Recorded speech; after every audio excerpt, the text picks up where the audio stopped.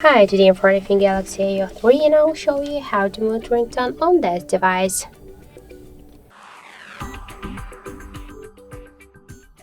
So first open the settings and then tap to the sounds and vibration.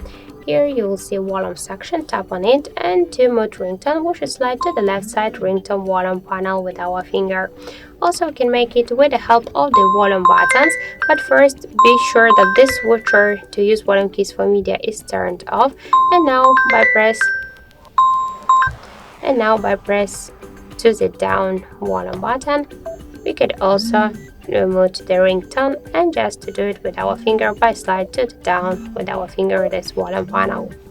So that's it. Thank you for watching, and if you find this video helpful, don't forget to leave a like, comment and to subscribe our channel.